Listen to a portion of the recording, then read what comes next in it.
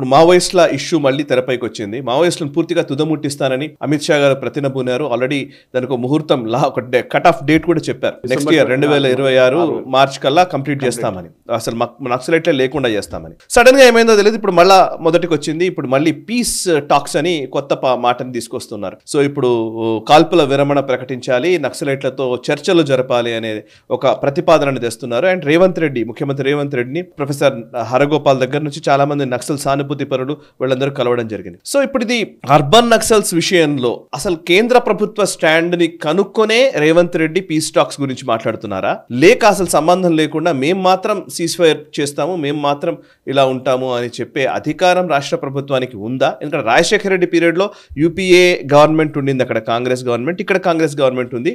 At least ఒక stand లో clarity ఉంటుంది. బట్ ఇక్కడ ఆ అవకాశం ఉందా?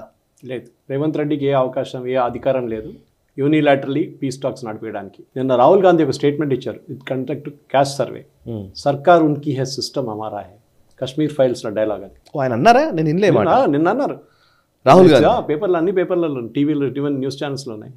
సిస్టమ్ సర్కార్ ఉన్కీ హై సిస్టమ్ హమారా హై అంటే మేము నడిపిస్తున్నాం గవర్నమెంట్, మోదీ గారు మేము చెప్పిన మాట విన్నారు చూడండి అని చెప్పడానికి. ఇప్పుడు ఈ ప్రాబ్లం ఎక్కడ వచ్చిందంటే సాయి గారు, లాస్ట్ 6 నెలల నుంచి మీరు చూసుంటారు, ఎస్పెషల్లీ ఛత్తీస్గఢ్లో బీజేపీ గవర్నమెంట్ వచ్చిన తర్వాత అక్కడ నక్సల్స్ మీద మొత్తం కంప్లీట్ ఒక స్వీప్ నడిపిస్తున్నారు. అక్కడ మీరు చూసిన బస్తర్ లాంటి ప్లేస్లో, కంకేర్ లాంటి ప్లేస్లో, దాంతేవాడ, చాలా రీజన్స్లో నౌ సెక్యూరిటీ ఫోర్సెస్ వాళ్ళ కంప్లీట్ ప్రెసెన్స్ పెట్టుకున్నారు. చాలామంది నక్సల్ చంపారు.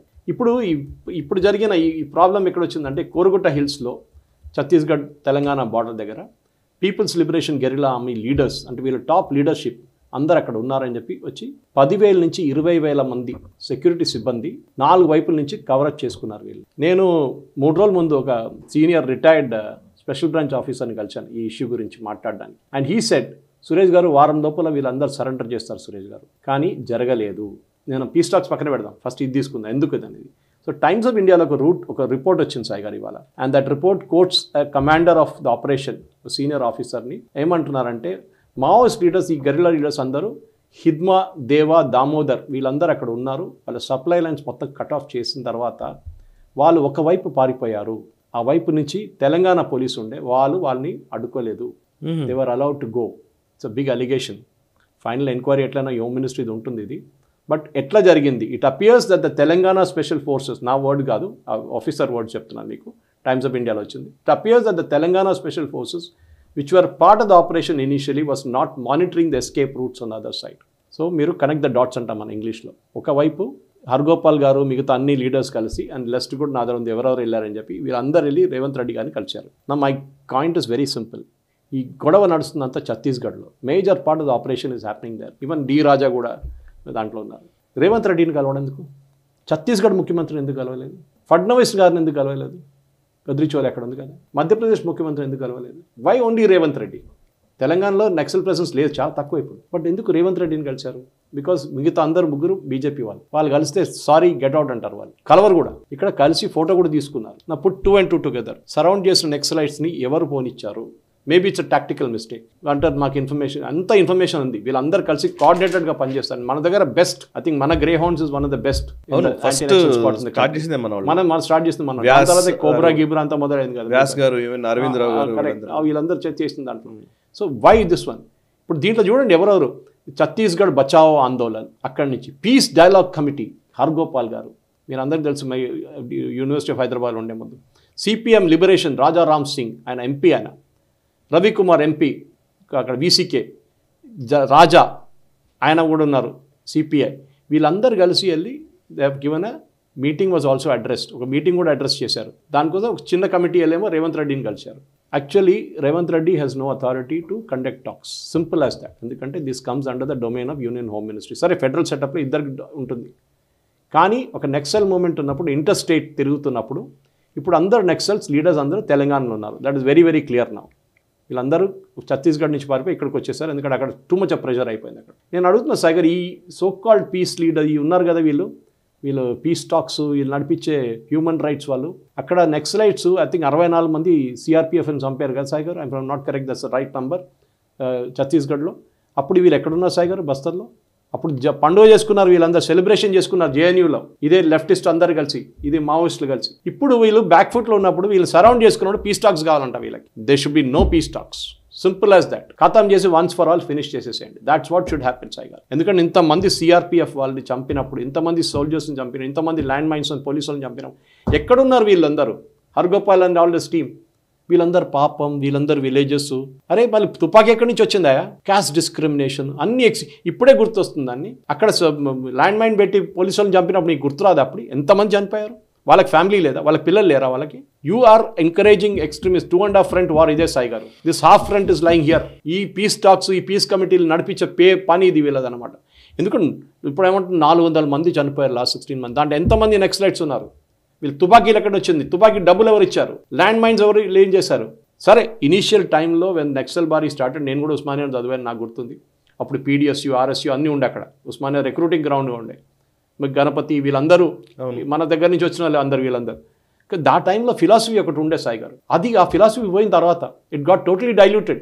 మనీ మేకింగ్ మిషన్గా మారిపోయింది, బ్లాక్మెయిల్ మిషన్గా మారిపోయింది. మైనింగ్ మాఫియా దగ్గర వెళ్ళి డబ్బులు తీసుకుంటారు, కాంట్రాక్టర్ దగ్గర వెళ్ళి డబ్బులు తీసుకుంటారు. ఏమో విలేజ్ నౌ ఒకటే గవర్నమెంట్ ఉండొచ్చు, లేకుంటే నెక్స్ట్లైట్ ఉండొచ్చు, ఇద్దరు they cannot coexist. Simple as that Sai గారు. అండ్ నేను కూడా దాని గురించి ట్వీట్ చేశాను నేను, that it is time Amit Shah takes up this and finish them off. కానీ ఖతం చేసి పడేయాలి వీళ్ళందరినీ, వీరు ఎవ్వరిని పట్టించుకోకూడదు. Because end of the day ఇవాళ మనం చూస్తున్నాం కొరగొట్ట హిల్స్లో ఛత్తీస్గఢ్లో మావోయిస్టు అక్కడి నుంచి మొత్తం తరిమి కొట్టిన తర్వాత సెక్యూరిటీ ఫోర్సెస్ ఫస్ట్ టైం మన నేషనల్ ఫ్లాగ్ అన్ఫోల్డ్ చేశారు అక్కడ. ఇవాళ ఏదో మనం పాకిస్తాన్కి వెళ్ళి గెలిచినట్లు అయిపోయింది, ఆలోచించండి. అండ్ వీళ్ళందరూ ఇప్పుడే గుర్తొస్తారు. ఇప్పుడు దాకా వీళ్ళు ఎక్కడున్నారు? మన దాకా ముందు వరవర్రావు గారు ఉన్నారు, గద్దర్ ఉన్నారు, వీళ్ళందరూ ఉన్న ముండే. ఇప్పుడు వాళ్ళు లేరు. ఇప్పుడు వీళ్ళు ఓన్లీ వీళ్ళు నక్సలైట్ ట్రాప్ అయినప్పుడే వీళ్ళు వస్తారు బయటికి ఎలుకల్లాగా. అక్కడ దాకా ఏం చేస్తున్నారు మీరు? నక్సలైట్ పోలీసు వాళ్ళని చెప్పినా మీకు గుర్తురాదా? ఏం గుర్తురాదా? వీళ్ళకి మెసేజ్ ఎక్కడి నుంచి వస్తుంది? వీళ్ళకి అంతా కమ్యూనికేషన్ సాయి గారు. వీళ్ళొక కొరియర్ నెట్వర్క్ ఉంది ఈ నక్సలైట్స్కి. వీళ్ళందరికీ మెసేజ్లు వస్తాయి. వీళ్ళు ఆర్గోపాల్ కానివ్వండి, మిగతా వాళ్ళకి కానివ్వండి, ఇదంతా ఇక్కడ లోకల్ పోలీస్కి తెలుసు, స్పెషల్ బ్రాంచ్కి తెలుసు ఇదంతా.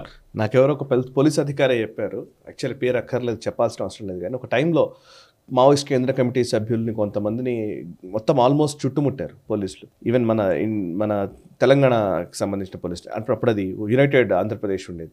వీళ్ళే చుట్టుముడితే ఇక్కడ ఉన్నవాళ్ళు అప్పుడున్న హోమ్ మినిస్టర్ని ఇన్ఫ్లుయెన్స్ చేసి వాళ్ళ దగ్గరకు వచ్చేసారు. ఆల్మోస్ట్ ఇంకా చంపడానికి అయిపోతున్న టైంలో వీళ్ళని వెనక్కి రమ్మన్నారు సాయి గారు. అట్లా ఒక 3-4 మేజర్ లీడర్స్ అలా బతికి బట్టగట్టారు. అట్లా చాలాసార్లు జరిగింది. కంప్లీట్ మధ్యప్రదేశ్, ఛత్తీస్గఢ్ అప్పుడు ఒకటే స్టేట్ ఉన్నాడు. దాని తర్వాత డివైడ్ అయిన తర్వాత కంప్లీట్ ఎంపీ కాంగ్రెస్ లీడర్షిప్ని చంపింది వీలే కదండి. అవును. విద్యాచార్య శుక్లా నుంచి మొత్తం కంప్లీట్ వైపౌట్ చేసేసారు ఒక ల్యాండ్ మైన్ అటాక్లో. అవును. మర్చిపోయారా కాంగ్రెస్ వాళ్ళు? చాలా మంది చనిపోయారు. అట్లా ఏంటి, అజిత్ జోగి జస్ట్ ఎస్కేప్, మాధవ్ రెడ్డి, అదే అంటున్నా. ఇప్పుడు ఈవెన్ శ్రీపాదరావు, శ్రీధర్ బాబు గారి ఫాదర్, ఇదే చెప్తున్నాను. వీళ్ళందరూ మర్చిపోయారా దీని గురించి? షార్ట్ మెమరీయా?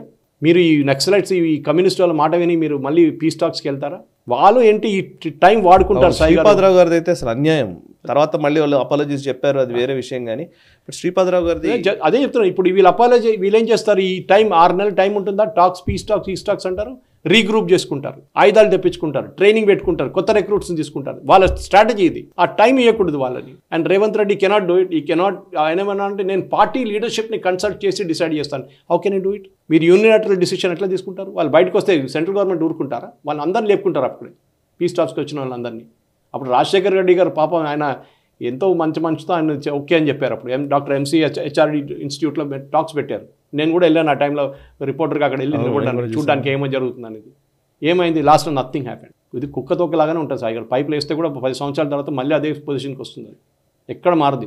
ఇక పెగాసిస్ గురించి మాట్లాడదాం సార్ ఒకసారి. పెగాసిస్ మీద మొత్తానికి అప్పట్లో పెగాసిస్ మీద పెద్ద గొడవ అయింది. కానీ అసలు పెగాసిస్ తోటి మా మొత్తం సర్వీలెన్స్లో మమ్మల్ని పెట్టారు, మా హ్యాక్ చేశారు మా ఫోన్లని, అది అని చెప్పేసి చాలా మాటలు మాట్లాడారు. కానీ ఇప్పుడు సుప్రీంకోర్టు గట్టిగానే చెప్పింది, అవును నేషనల్ సెక్యూరిటీ కోసం పెగాసిస్ వాడడంలో తప్పు లేదు అని సుప్రీంకోర్టు చెప్పింది, చాలా స్పష్టంగా చెప్పింది. ఒకసారి ఆ డీటెయిల్స్ చెప్తారా సార్? సాయి గారు, ఈ కేసు చాలా పాతది, మీకు గుర్తుంటుంది. అవును. నరసింహన్ రావు, ప్రణయ్ ఠాకూర్ వీళ్ళందరూ కలిసి, ఇంక్లూడింగ్ రాహుల్ గాంధీ, మా ఫోన్ ట్యాప్ చేశారు. తర్వాత ఏమైంది? ఫోన్లు అడిగారు, సుప్రీంకోర్టు కమిటీని పెట్టారు. Just okay these people will investigate అని చెప్పి ఒక కమిటీని పెట్టారు. ఆ కమిటీ ఏం చేశారు? వీళ్ళందరి దగ్గర అడిగారు, మీ ఫోన్లు అన్ని ఇవ్వండి, we can then go through it once and check if there is some Pegasus software in that. Pegasus అందరికి తెలుసు, మిలిటరీ గ్రేడ్ ఇజ్రాయలీ సాఫ్ట్వేర్ అది. సో యాజ్ యూజువల్ మన యూజువల్ కల్ప్రిట్స్ ఉన్నారు, ఎవరు మన సుప్రీంకోర్టులో కపిల్ సిబ్బల్ వీళ్ళందరూ, శ్యామ్ దివాన్, దినేష్ ద్వివేది వీళ్ళందరూ వెళ్ళారు. వీరు కోర్టు చేస్తున్న జడ్జ్మెంట్ ఏంటంటే యుఎస్ కోర్టులో వాట్సాప్ వాళ్ళు చెప్పారంట మా దాంట్లో ఏదో సాఫ్ట్వేర్ వచ్చి పడ్డది, అది ఉండొచ్చు ఇస్రాయలీ సాఫ్ట్వేర్ అని చెప్పి. So supreme court said nothing doing. ఒక్కటి మీ దగ్గర అడిగా మీ ఫోన్ ఇవ్వమంటే ఎక్సెప్ట్ వన్ జర్నలిస్ట్ ఎవ్రీబడి ఇంకొకరు ఎవరో ఇచ్చారు, ఇద్దరే ఫోన్ ఇచ్చారు, వాళ్ళ ఫోన్లో ఏ స్పైవేర్ దొరకలేదు. So supreme court said there is nothing in this entire thing. ఇది కొట్టిగా మీరు కేసు తయారు చేసుకున్నారు, యుఎస్ కోర్టులో జరిగింది ఏదో తీసుకొచ్చి ఇక్కడ పడేయకండి, మా దగ్గర పనిచేయదు. We saw what happened in Pahalgam. ఈ పెహల్గామ్లో జరిగిన ఇన్సిడెంట్తోనే మనకు డెఫినెట్గా we need this kind of things.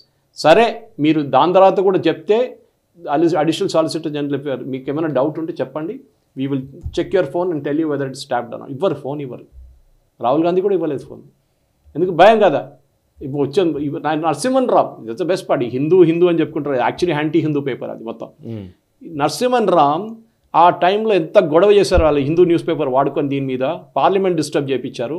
మొన్న బీబీసీ ఇంటర్వ్యూలో అడిగారు ఆయన దగ్గర, మీకేమైనా ప్రూఫ్ ఉందా అని అడిగారు పెగసస్ గురించి. No, I don't have any proof.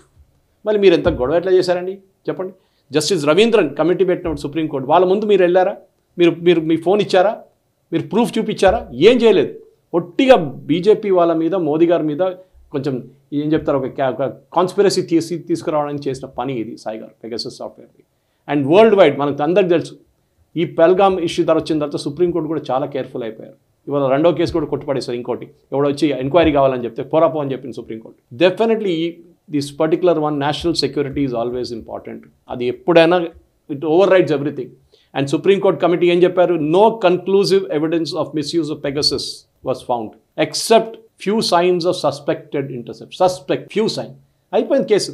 So ఈ ప్రణయ్ గుహ ఠాకూర్ అందరికి తెలుసు, న్యూస్ క్లిక్ చైనీస్ వాళ్ళ దగ్గర డబ్బులు తీసుకున్నాడు. John Brittas CPM, Narasimhan Rao communist party of India card holding member, Hindu owner, technical owner.